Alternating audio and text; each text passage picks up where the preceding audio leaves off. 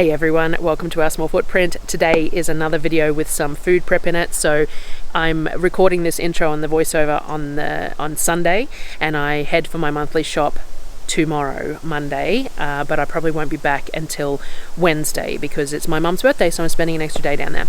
So I will come back with the food shopping grocery haul video in by mid-late week, and I will try and put something together to come out while I'm gone as well. We'll see how we go. But this is really the very end of month scrounging that we normally do, and I am hoping that it helps those who are looking at doing monthly shopping and things like that as to how to make that end part stretch and how to figure out what to do with what you've got left when you need to, rather than ducking out to grab something to make more, which is something that we just don't do because it's too far to go anywhere to do that. But also the whole point of the monthly shopping is to spend purely that monthly budget, and if you go under, then you can put that money away for other things. So enjoy watching, and I will see you again next time. Thanks.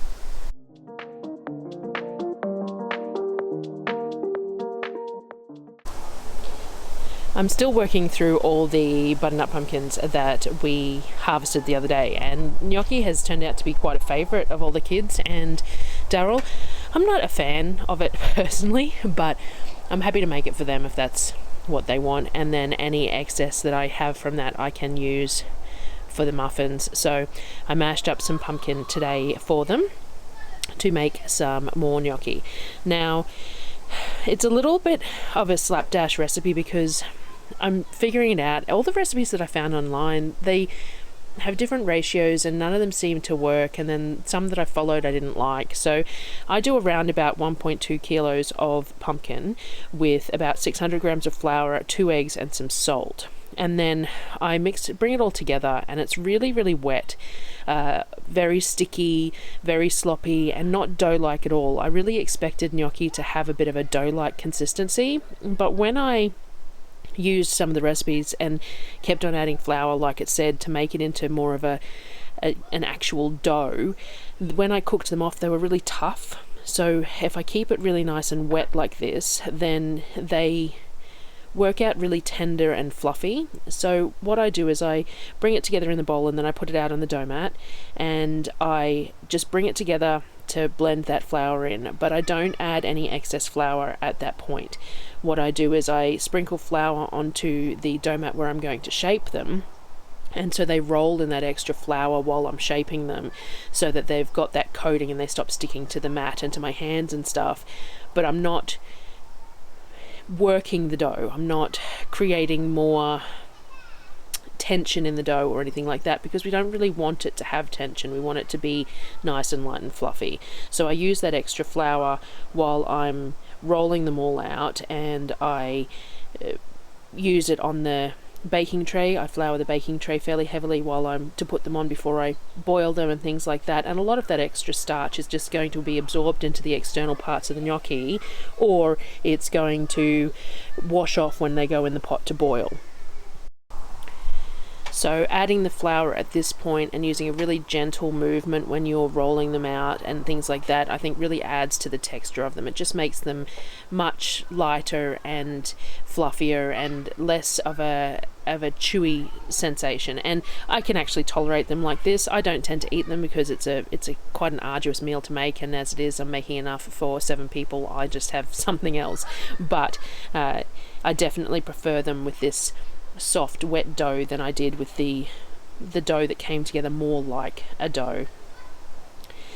We boil them up in the water, so you just boil them until they float, which shows that they're cooked, and they go sort of a really bright orange color, which is really lovely with this butternut pumpkin in it.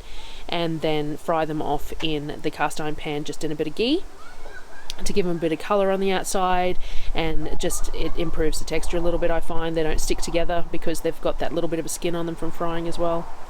I made Darryl some garlic chips to have with them because we've got all this extra garlic at the moment, so I just cooked down some cloves in a little bit of olive oil until they browned off and were sort of crispy, and I poured a bit of the garlic oil and the chips over the gnocchi for him as well.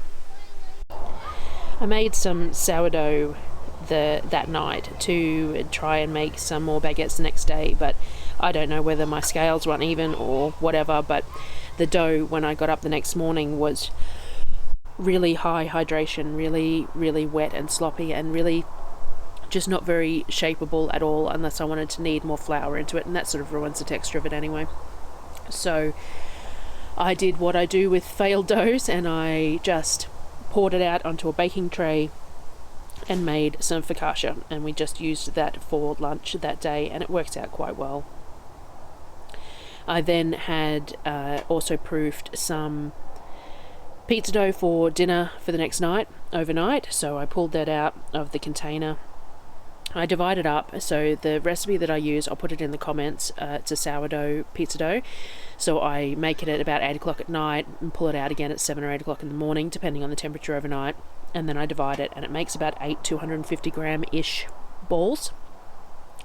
So I divide it and weigh it, and then I shape it into balls and put it in baking trays with some semolina to stop it from sticking. So I put semolina on the base of the tray where I'm putting the ball, and I also sprinkle it over the top a little bit to stop the balls sticking together, because they do expand a little bit in the fridge. And then they go in the fridge for the day, and I pull them out about half an hour before I'm ready for dinner that night, just to let them come up to temperature a little bit.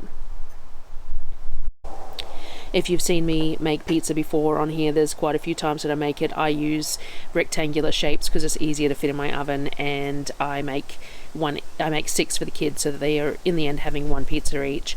I really need to get my wood stove working. We need a flue extension for it, or I've been looking at buying a little wood pellet pizza oven or something, because at the moment I cook them in the gas stove, which means I'm using gas, which isn't ideal, but also it takes about 15 minutes to cook 3, whereas you could make each one in sort of 90 seconds if you had a pizza oven to do it, which would be really nice. And I could probably make them round that if I was doing it like that, which would, make it a little bit more pizza-like.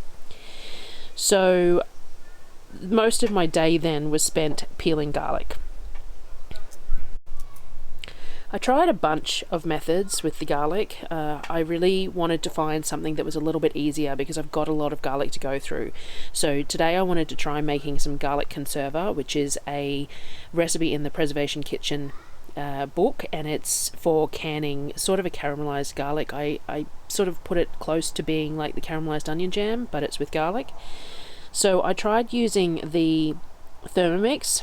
So they say that you can put the garlic in the Thermomix and turn it on reverse speed 4 for 8 to 10 seconds, and it'll peel your garlic. The newer Thermomixes have a plate in them that is a peeling plate, but I only have one of the very old ones, so I can't use that.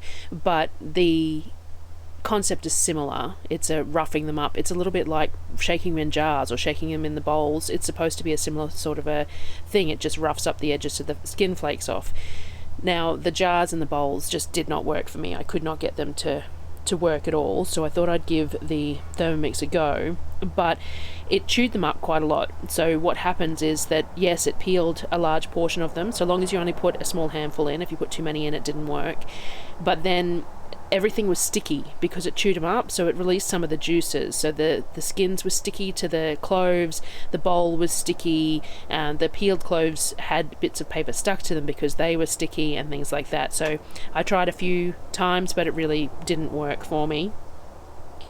The other method I tried was using the boiling water. So I just filled a bowl with garlic and then boiled the kettle and poured boiling water over it. I left it there for a few minutes and then drained the water off. Now, I don't know, it means that you're heating the garlic, so maybe I probably wouldn't use this method for garlic that I'm fermenting in honey, because it's going to add more moisture to the garlic and you're heating the garlic slightly. I don't know whether that's optimal, but for this recipe the garlic was being cooked, so it wasn't really an issue. It definitely was easier. You still had to cut that root end off, but as soon as you cut that root end off, the paper sort of peeled off nice and smooth. Like there was no stickiness, no tackiness, and it peeled off in all layers, not just a single layer, so the whole thing came off. Definitely was the easiest way that I found, and I did use that for all the rest of the garlic that I was peeling. I struggle a little bit because pain in my hands. The pincer grip is the thing that really is an issue for me.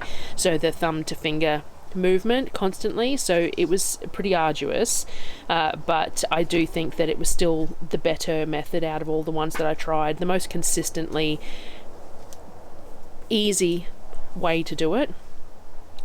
So the way the conserva is made, I'll link the book in the comments. So you cook the garlic off in some olive oil on a medium heat for a while, and it's supposed to brown off a little bit, but I didn't want to take it too far because I didn't want to burn it, because when you burn garlic it gets really chewy and that's going to defeat the purpose. So the garlic started sort of falling apart, and I thought, well, I'm going to leave it at that point. Then you add in some sugar is in the recipe, and now I've actually run out of sugar. So groceries, it's Sunday that I'm recording the voiceover for this. Groceries are tomorrow, and it was Saturday that I was cooking this. So I leave tomorrow to start my groceries, and I'm going to need sugar. So I'm not entirely sure how I ran out of sugar. I think because I made cowboy candy and stuff, but anyway, so I used some of the dark honey that I got locally in it, which is fine. You don't have to use sugar for the safety purposes of the recipe, it's purely a flavor thing. Add the sugar or the honey and then caramelize it a little bit further.